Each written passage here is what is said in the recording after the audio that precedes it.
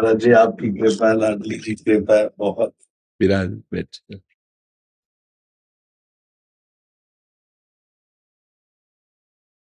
जैसे समुद्र में तरंगे कभी इधर से उठती हैं कभी इधर से उठती हैं, ऐसे जीवन में कभी अनुकूलता और प्रतिकूलता के थपेड़े आते रहते हैं। मजबूत रहना, डगमगाना नहीं। कभी अनुकूलता जनित यश और कभी प्रतिकूलता जनित अवहेलना की भी बात आ सकती है, इसमें मजबूत रहना। संतों का संग करने वाले में एक विशेषता होती है, वो जन साधारण से एक अलग होता है। जब उसकी प्रतिकूलता होती है और उसकी मुस्कुराहट में फर्क नहीं होता, तब लगता है ये आदमी क्या है, तब होता है सत्संगी है। ये संतों का संग किए है।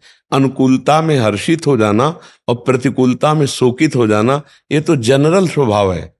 जनरल से ऊपर उठा हुआ सत्संगी, आप संतों के पास जाते हैं, आप संतों से मिलते हैं, आप एक मजबूत बने कि अनुकूलता के गुलाम ना बने, प्रतिकूलता का प्रभाव ना आने पावे और सम हो करके इस माया पर विजय प्राप्त कर लें।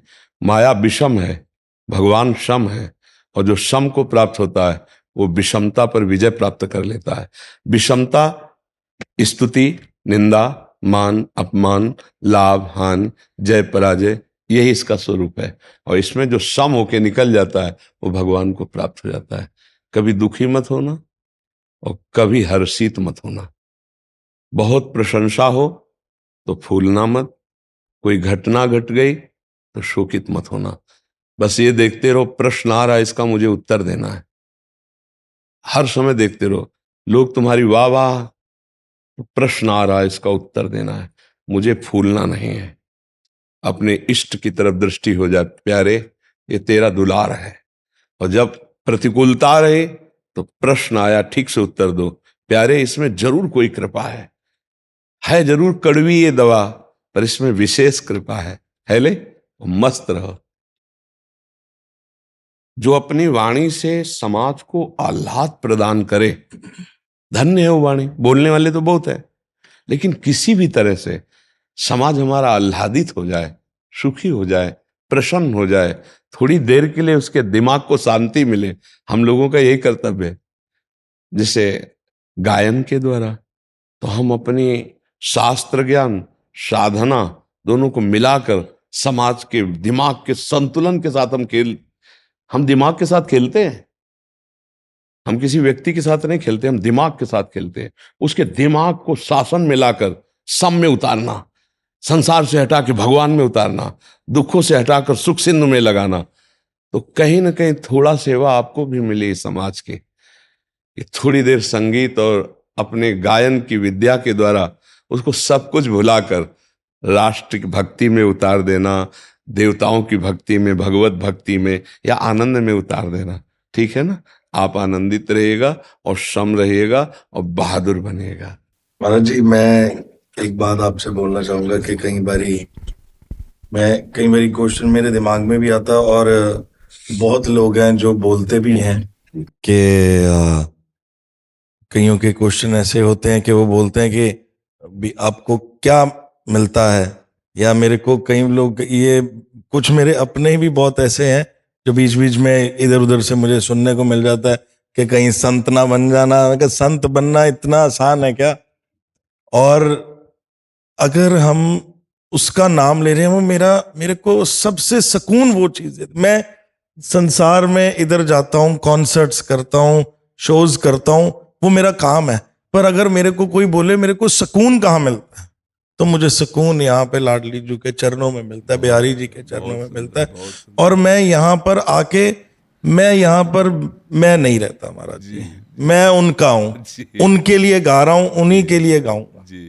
और मेरे को वो कहते भी कैसे, मैं क्या, मेरे को इतनी बड़ी, मेरे को एक चीज मिली है इस चीज से, इतनी बड़ी कि मुझे आज अगर कोई भी मिलता, मैं महाराज जी आपके सामने ये बात बोल रहा हूं, अब लोगों ने मेरे को हेलो हाय बोलना बंद कर दिया, सब राधे राधे। ये तो भगवान की विशेष कृपा है, नहीं विशेष कृपा है, तभी उनके नाम से जाने जाते हैं। इससे बड़ी बात। जी। और सबसे उत्तम बात है कि आपने एक जो शब्द कहा कि मैं सब कुछ करता हूं लेकिन मेरे विश्राम स्थली, मेरा विश्राम स्थल, सकून का मतलब मेरी विश्राम स्थली हाँ प्रभु के चरणार बिंद है, तो जीवन धन्य हो जाएगा। जीवन की अच्छा, साधुता का मतलब कोई वेश धारण करना ही नहीं है। देखो, वेश धारण और साधुता नहीं है तो काले नेमी भी हो सकता है, वो नहीं हो सकता है। और अगर आप पैजामा कुर्ता में पैंट शर्ट में हो और आप साधुता के लक्षण से युक्त हो तो आप महात्मा हो सकते हो। देखो, महात्मा ही जगत का सुख संविधान करता है।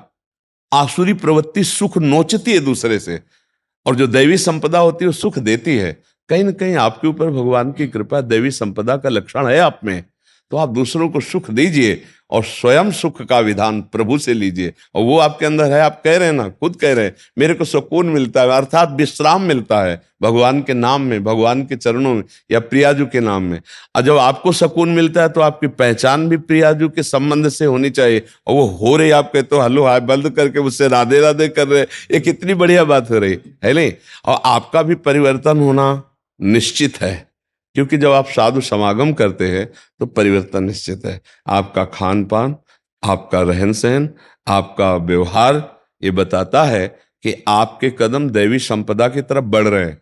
आसुरी संपदा का त्याग करके दैवी, यही जीवन का लक्ष्य। देखो, एक दिन वो समय आने वाला है जहां आपके इस शरीर की सत्ता ही नहीं रहेगी। उस समय ये स्थिति जो विश्राम की तरफ, यही आपके काम आएगी। ले देखो, आप देखो अपने भारत में बड़े बड़े गायक हुए हैं, धीरे धीरे सब भूलते चले जा रहे हैं, कौन किसको याद कर रहा है। अब उन्होंने अपने जीवन में जो किया वो उनका फाइनल परिणाम, यहां तो हम ताली बजा रहे हैं, उन्होंने जो किया उसका जो उनको फाइनल परिणाम मिल रहा है, वो पता नहीं ताली बजाने वाला है कि रोने वाला है। आपको पता है कि ताली बजाने वाला यहां भी है और वहां भी है। क्यों? क्योंकि मैं राधा राधा रट रहा हूं। मैं महाराज जी, ये एक लाडली जी की कृपा है और इतनी करुणा मैं इस आपसे बेहतर कौन इस दुनिया में जान सकता है। महाराज जी, मैं आपको बता नहीं सकता कि 360 लाइफ चेंज हो गई है। ऐसे वही कह रहा हूं कि दैवी संपदा की तरफ कदम बढ़ रहे हैं, बहुत कृपा है। बस धीरे धीरे नाम स्मरण करते रहिए और लगिए समाज सेवा में ही, समाज सेवा में लगिए, बड़ी बड़ी सभाओं में जाइए, जो भगवान ने योग्यता दी उसके अनुसार गाइए, प्रभु के गुण गाइए या समाज के गुण गाइए, पर उसके हृदय में आह्लाद पैदा हो और निष्कामता रखना। निष्कामता का मतलब है आपके कोई चाह ना हो तो बड़े दरबार से आपकी चाह पूर्ति होती रहेगी। चंद रुपए कोई देकर हमारी चाह पूर्ति कर लेगा क्या? तो सब अपने आप में ही भिक्षुक हैं। आप देखो, चाह होना ही भिक्षुक है। सबके अंदर चाह है, रुपए की, मान की, प्रतिष्ठा की। एक बार आप अचाह होकर के गाइए, आप अचाह होकर जाइए, आप अचाह हो तो सबके अंदर छाप पड़ेगी। दुनिया भाग रही है और वो आपके पीछे भागेगा। जब आप कहोगे ऐसे ही, वो आपके पीछे भागेगा। यही दैवी संपदा का लक्षण होना चाहिए और आप में विशेषता होनी चाहिए, क्योंकि आप साधु संग करते हैं। आप कोई संसारी गायक केवल नहीं है, आप एक साधु संग सेवी है, इसलिए आप में विशेषता होने। आप तो बोलते महाराज जी के, मैं कईयों को बोलता हूं कि संतां दा संग बड़े भागा नाल मिलदा, लेंदे ने कोई कर्मा वाले।